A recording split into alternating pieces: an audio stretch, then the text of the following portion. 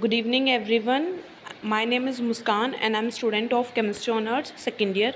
Today, I'm here to explain you the chapter Ultraviolet Absorption Spectroscopy. First, we will read the introduction. One of the important fields of activities of an organic chemist is the determination of structural formulae of various substances. In the earlier days, the structure elucidation was mainly based upon the study of classical physics. Classical physical properties like melting point, boiling point, refractive index, etc., and chemical reactions of the compound. The procedure involved was rather laborious and time consuming. However, in the last 50 years or so, many remarkable physical methods have been developed to serve as powerful tools for structural analysis.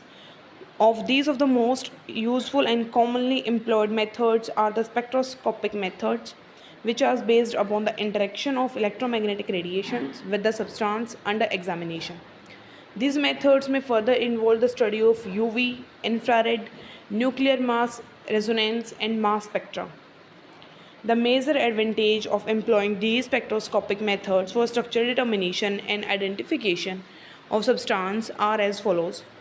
They need a very they need very little time, and the information obtained is often as a permanent record in the form of a chart. The substance is required in very small quantities. The methods are extremely sensitive and highly reliable in establishing the structure of compounds and analysis of mixture of closely related compounds. They can be used for the detection and identification of even very short lived reaction intermediates. Next, during the spectroscopic studies, the compound is not generally affected chemically and can therefore be recovered unchanged. Continuous analysis is often possible, facilitating the study of reaction rates, etc. In this chapter, we shall deal with the basic aspects of ultraviolet spectroscopy. The electromagnetic spectrum and the spectroscopic studies. First is electromagnetic radiations. Many spectroscopic techniques are based upon the interaction of a compound with light or some other forms of electromagnetic radiations. It is well known that light and other magnetic radiations are different forms of energy which have a dual character. They have the properties of both a wave and a particle. They are called electromagnetic radiations because they consist of oscillating electric and magnetic fields which are perpendicular to each other and perpendicular to the direction of motion of the radiations. Some important characteristics of these radiations are: first, the energy of these radiation is inversely proportional to their wavelength or directly proportional to their frequency. Second, these radiations do not require any physical medium and can be transmitted through empty space. For example, light reaches us from the sun through empty space. Third, all types of electromagnetic radiations travel through space with the same velocity, which is nearly 3 into 10 raised to the power 8 meter per second. Electromagnetic radiations can be described in terms of their characteristics such as wavelength and frequency. First is wavelength. It is the distance between two adjacent crusts or trough in a particular wave. It is denoted by the symbol lambda. The wavelength is usually expressed in meters, micrometers, nanometers, or angstroms. An older term for micrometer is micron, and an older term for nanometer is millimicron. Second is frequency. It is the number of waves which pass across a point in 1 second. It is denoted by the symbol nu. The frequency is generally expressed in cycles per second or simply hertz. The frequency and wavelength are related to each other as V nu is equals to c by lambda, where c is the constant of velocity. Third is wave number. It is the reciprocal of wavelength and represents the number of waves per centimeter. It is denoted by V bar. Wave number is related to wavelength and frequency. V bar is equals to 1 by lambda, which is equals to V nu by c. Fourth one is energy of electromagnetic radiations. Electromagnetic radiations are associated with discrete energy units called quanta or photons. The energy of a photon is directly proportional to its frequency and inversely proportional to its wavelength, which is shown by the following equation: E is equals to h nu, where h nu is equals to c by lambda. So the equation becomes E is equals to h nu is equals to hc by lambda, where h is the Planck constant, whose value is 6.625 into 10 raised to the power minus 34 joule per second. Electromagnetic spectrum: the visible light which can be detected by the human eye constitute only a very small electromagnetic radiations. The full range of this radiation is indeed very large, and their wavelength vary from a very small fraction of meter to many kilometers. The arrangement of entire range of electromagnetic radiations in increasing order of their wavelength or decreasing order of their frequency is known as electromagnetic spectrum. The complete electromagnetic spectrum, along with the common name used to identify different ranges of wavelength, which is shown in the figure 4.1. One of the complete electromagnetic spectroscopy techniques are recorded concerned primarily with radio frequency radiations, NMR, infrared and UV radiations. Principle of absorption spectroscopy. It is interesting to note that practically all the important spectroscopic methods used for the structural analysis belong to the field of absorption spectroscopy, which studies the absorption of electromagnetic in relationship to the molecular structure. When a beam of electromagnetic radiation is passed through substance, the radiation may be either absorbed or transmitted depending upon the wavelength of the radiation and molecular structure of the substance. Absorption of radiation would naturally bring about an increase in the energy of the molecule, the energy gained being directly proportional or inversely proportional to the wavelength of the radiation. The increase in energy of a molecule may lead to the electronic excitation, whereby electrons are raised to higher energy levels. Alternatively, it may bring about an increase only in vibration or rotational energy of the molecules. Electronic excitation can be caused only by high energy radiations such as ultraviolet and visible radiations.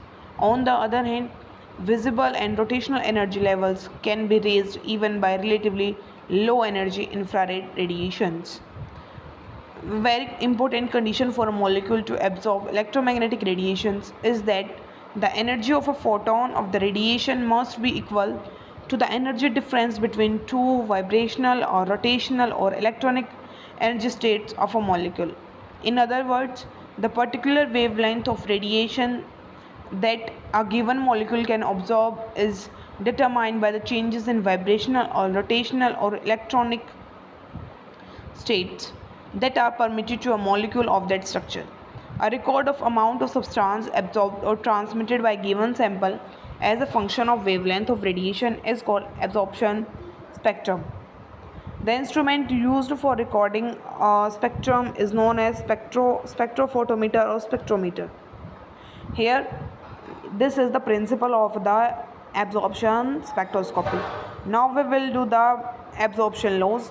There are two laws which express respectively the relation between absorption of light by substance and its molar concentration and the length of the path through which the light passes.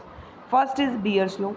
According to this law, when a beam of monochromatic light is passed through a substance dispersed in a non-absorbent solvent, the absorption of light is directly proportional to the molar concentration of the observing substance. Second is Lambert's law.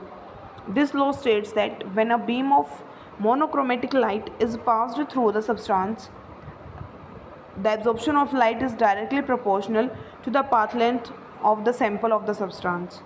Third is Beer-Lambert's law. The two laws stated can be combined to a general absorption law termed as Beer-Lambert's law. It may be stated that the absorption of light by a substance at a particular wavelength is proportional to the number of the molecules of the substance in the path of the length.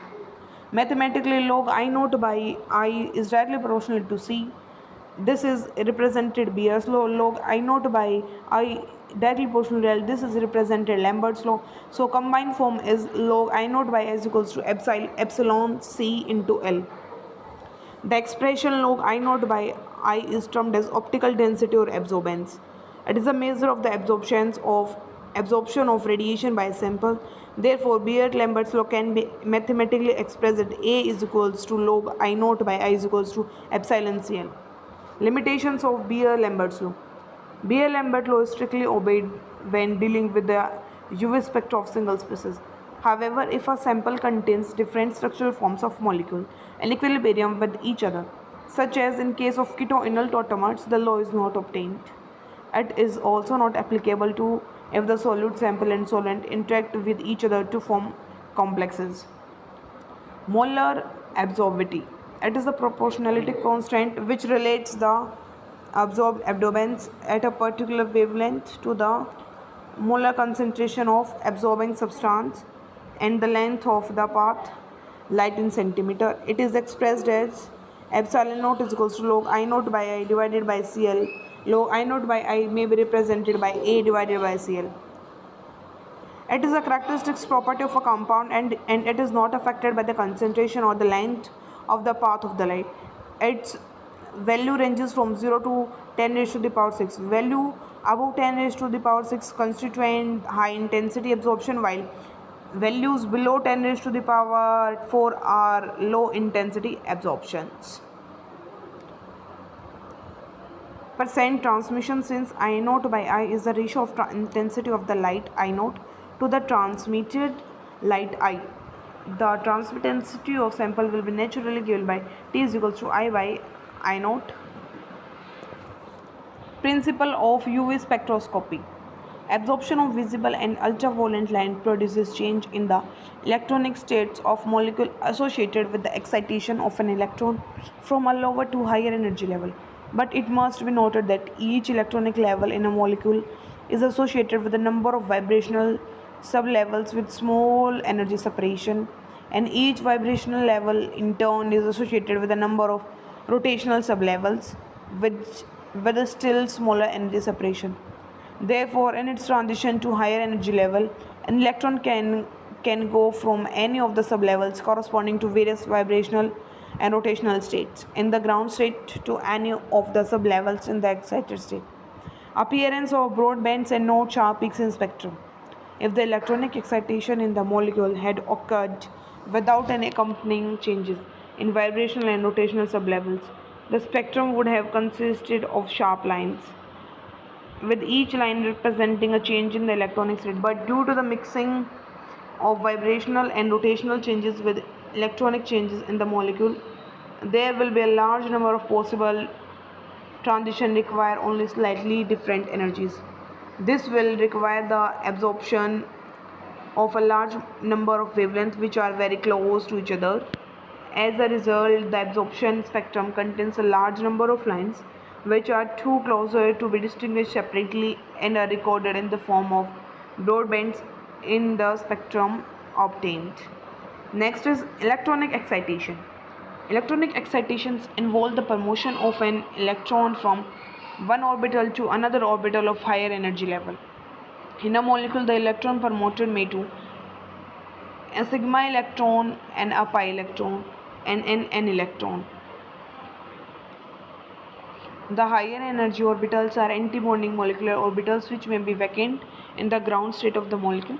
The antibonding orbitals associated with the sigma bond called the sigma star orbital, and that associated with pi bond is called the pi star. Since the n orbitals are not concerned in the bond formation, so there are no antibonding orbitals associated with it. So a brief account of the various types of electronic transitions are as follows. First is sigma to sigma transition. Transitions in which a sigma bonding electron is excited to an anti-bonding sigma star orbitals are called sigma to sigma transition.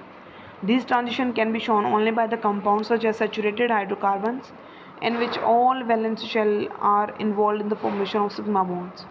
The energy required for these transitions is very high, and consequently these occur at very short wavelengths. For example, in methane, the absorption of energy for such transitions occurs at only 125 nanometer. Since these wavelengths are lesser than 200 nanometer and fall in the vacuum UV region, the usual spectroscopic techniques cannot be used in case of such transition. Second is N to pi transition. There are the electronic transition excitations from a non-bonding atomic orbital to an anti-bonding sigma star orbital. Compounds having non-bonding electrons on heteroatoms such as oxygen, nitrogen, sulfur, or halogen can show n to sigma star bonding. Transitions. These transitions are of lower energy and hence occur at longer wavelength than sigma to sigma star transitions. For example, N to sigma star transitions in methyl chloride require absorption of energy at 174 nanometer. The energy required for these transitions decreases with decrease in the electronegativity of the heteroatom, and therefore the wavelength of absorption increases. For example, methyl chloride absorbs at 174 nanometer, while in methyl iodide absorption takes place at 258 nanometer. Similarly, amines absorbs at higher wavelength than alcohols, as nitrogen has lesser electronegativity than oxygen. Hydrogen bonding of the compounds with the solvent also shift the absorption to shorter wavelength, but in general N to sigma star transitions are not so much importance. Third is the N to pi transition. They are the transition in which an electron in a non-bonding atomic orbital is promoted to an anti-bonding sigma star orbital. Compounds having double bond between heteroatom C double bond O, C double bond S, and N double bond O show these transitions, which appear as weak absorption bands. These transitions require only small amounts of energy and take place within the range of ordinary UV spectrophotometer. However, the intensity of absorption is generally very low. For example, the carbonyl group of saturated aldehydes or ketone exhibits an absorption of low intensity at 285 nanometer. Pi to pi transition, the transition in which an pi electron is excited to an anti-bonding pi orbital called pi to pi transition. These have relatively high energy requirement than N to pi transition. This absorption takes place outside the ordinary usual region for simple molecules containing isolated unsaturated centers, but the intensity of the absorption is very high. For example, N to pi transition for simple alkene or ketone produces an absorption of band of intensity at about 180 nanometer. For simple alkene like ethylene, such a transition takes place is still far ultraviolet region about 175 nanometer. Effect of conjugation. Conjugation of double bond lowers the energy required for the excitation of electrons for the electronic transition. As a result, molecule containing conjugated systems such as absorbs the radiation of longer wavelength than in case of non-conjugated system absorbs, and absorption band appears in the ordinary UV range. For instance, 1,3-butadiene shows lambda max to 207 nanometer in contrast to ethylene, which shows 175 nanometer. Next is transition probability. It is interesting to note that it is not necessary that exposure of a compound to ultraviolet or visible light must always lead to an electronic transition. On the other hand, the probability of a particular electronic transition depends upon the value of molar absorptivity and certain other factors. Accordingly, transitions have been divided into two categories. First, allowed transition. Second is forbidden transition. First, allowed transitions. These are the transitions which have Emax 10 raised to the power 4 and the probability of their occurrence is very high. These are generally due to pi to pi star transition. For example, pi to pi star transition in 1,3-butadiene, which saw absorption at 207 nanometer, 17 nanometer, and has Emax to 20,900, represents an allowed transition. The pi and pi star orbitals involved in this transition lie in same plane and can undergo overlapping to a larger extent in the excited state. Therefore, pi to pi star transition are highly probable. Second is forbidden transition. These are the transitions for which Emax is generally less than 10 raised to the power 4. These are usually related to pi star transition. For example, N to pi transitions of a saturated aldehyde or ketone showing weak absorption near 200 nanometer and having Emax less than 100 in a forbidden transition. Next is concept of oxochrome and chromophore. First, chromophore. The term chromophore was originally used to denote a functional group or some other structural feature, the presence of which imparts a color to the compound. For example, nitro group is a chromophore since its since its presence in a compound imparts yellow color to the compound. But these days, the term chromophore is used in much a broader sense. It may be defined as a group which exhibit absorption of electromagnetic radiation in the visible or ultraviolet region. It may or may not impart color to the compound. It can be seen that chromophore are of two types. First, chromophore such as alkene and alkynes which contain pi electrons and can undergo pi to pi transitions. Second, chromophore such as carbonyl N double bond and N2 which contain both pi and N electrons, they can undergo pi to pi transition as well as N to pi transition. Two compounds having same chromophoric group generally exhibit absorption at nearly the same wavelength and nearly the same molar absorptivity. Therefore, it should be possible to identify the presence of particular functional group in an unknown compound by comparison to the UV spectrum with the data of already known compounds. But the position of absorption maximum and the intensity of absorption can be modified by number of factors such as discussed in later. Next is oxochrome. An oxochrome is a group which itself does not act as a chromophore, but when attached to a chromophore, it shifts the absorption maximum towards longer wavelength along with an increase in the intensity of the absorption. Some commonly known oxochromic groups are OH, NH2, OR, NH, and R2. All oxochrome contain one or more non-bonding pair of electrons. When an oxochrome is attached to a chromophore, it leads to conjugation or help in extended conjugation by sharing of its non-bonding pair of electrons. Due to conjugation, there is a decrease in the energy difference between the ground state and excited state of the group. As a result, the absorption shifts to longer wavelength. At the same time, there is an increase in the intensity of absorption. For example, when the oxochrome NH2 group is attached to the benzene ring, the lambda max as well as E max has given below increases. NH2 act as an oxochrome by extending the conjugation in benzene by the participation of non-bonding pair of electrons. Second is change in the position and intensity of absorption. For isolated chromophores such as C double bond, carbon-carbon double bond, alkene-alkyne, absorption occurs in the ultraviolet region which cannot be easily studied, but the position of absorption maximum and the intensity of absorption can be modified in different ways by some structural changes or change of solvent. These changes can be produced by four effects. First is bathochromic effect, bathochromic shift. It involves the shift of absorption maximum towards longer wavelength. It can be brought about by different methods. First is by the attachment of an oxochrome to a chromophore. When an oxochrome such as OH or NH2 is attached to chromophore, it leads to conjugation or helps in extended conjugation. As a result, absorption shifts to longer wavelength. For example, when the oxochrome NH2 group is attached to a benzene ring, the shift absorption band of absorption shifts from 255 to 280 nanometer.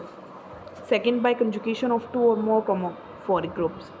Bathochromic shift is also produced if two or more chromophores are present in conjugation in a molecule.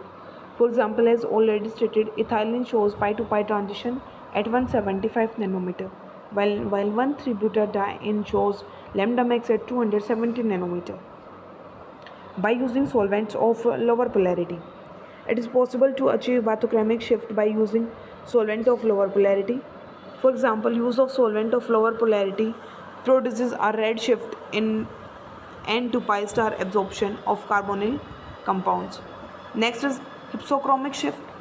It involves a shift of absorption maximum towards shorter wavelength. It may be brought about as follows. First, by removal of conjugation in system. For example, protonation of aniline causes a blue shift from 280 to 203 nanometer. This is because anilinium ion is formed and has no lone pair of electrons on nitrogen which can conjugate with benzene. Second factor is by using solvent of higher polarity. Use of solvent of higher polarity can bring about hypsochromic shift. For example, use of solvent of higher polarity causes a blue shift in the N to pi transition absorption of acetone. Third is hyperchromic shift. This effect involves an increase in the intensity of absorption. It is usually brought about an introduction of an oxochrome.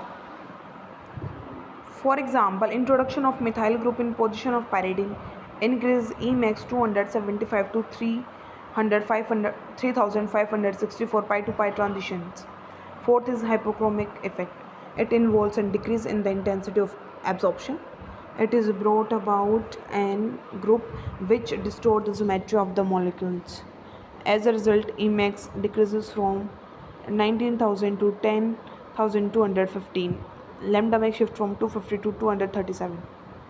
It may be noted that barthochromic shift is accompanied by hypochromic shift. Next is solvent effects and choice of solvent. First is effect on fine structure. As a result of interaction of solute with the solvent molecules, the fine structure of the absorption band is blurred out and a smooth curve is obtained.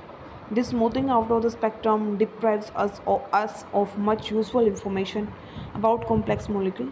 The smoothing out effect is more in polar solvents than in non-polar solvents. Second is effect on the position and intensity of absorption maximum. Changing the polarity of the solvent may also lead to change in the position and intensity of the absorption maximum. Effect on non-polar compounds. In general, change in polarity of the solvent does not cause any significant shift in the spectra of non-polar compounds such as diene and conjugated hydrocarbons. For example, the absorption maximum for non-polar compounds is practically the same in alcohol as well as in hexane. Effect on polar compounds. In case of polar compounds such as alpha-beta unsaturated carbonyl compounds, the absorption maximum generally gets shifted with the change in the polarity of the solvents. It has been observed that such shifts are of two types. First is shift in N to pi transition. First point is increase in the polarity of the solvent shifts N to pi transition to shorter wavelength, that is blue shift. For example, absorption maximum of acetone is at 279 nanometer in hexane, at 275 nanometer in ethanol, and 264 nanometer in water. This shift towards a shorter wavelength is mainly with the greater stabilization of the ground state than the excited state through dipole-dipole interaction, formation of hydrogen bonds, or solvation with the polar solvents. As a result, the difference in the energy between the ground state and the energy excited state increases and absorption shift towards shorter wavelength. Let us, for example, consider the blue shift of N2 pi carbonyl absorption. The carbonyl group is more polar in ground state than in the excited state. Therefore, the extent of hydrogen bonding between the ground state and the polar solvent like water and alcohol is much more than between the excited state and the solvent. In other words, ground state is stabilized to greater extent and therefore greater lowering of energy than the excited state. Consequently, the energy difference between the two states increases and the absorption shifts towards a shorter wavelength. Shift in pi to pi transition. Increase in the polarity of the solvent shift pi to pi transition to a longer wavelength, that is red shift. For example, the molecule of ethylene is more polar in the excited state than the ground state due to the greater polarity of sigma star orbital compared to pi orbital. As a result, the pi star molecular orbital will be relatively more stable by the dipole-dipole interaction with the polar solvent as compared to the stabilization of the ground state. Therefore, lesser energy will be required for such a transition and the absorption will shift towards a longer wavelength. To sum up, first point is, if a group is more polar in ground state than the excited state, there is increase in the polarity of the solvent shift the absorption to a shorter wavelength. Second point, if a group is more polar in the excited state than the ground state, increasing the polarity of the solvent shifts the absorption to the longer wavelength. Next is Woodward-Fisher rule for calculating absorption maxima. By studying the ultraviolet absorption spectra of a large number of compounds, Woodward in 1944 deduced certain rules for correlating lambda max with molecular structure. Since then, these rules have been modified by Scott and Fisher as a result of more experimental data. The modified rule are known as Fisher rules, unable to calculate the position of lambda max for a given structure by relating the position of this with other substances. Whitworth-Fisher rule of calculating lambda max in conjugated dienes, trienes, and polyenes. Before we consider the rules for dienes, trienes, etc., it will be useful to explain some terms involved in discussing the rules. First is homoannular dienes. It is a cyclic diene which contains conjugate double bond in the same ring. For example, orthopyracresol.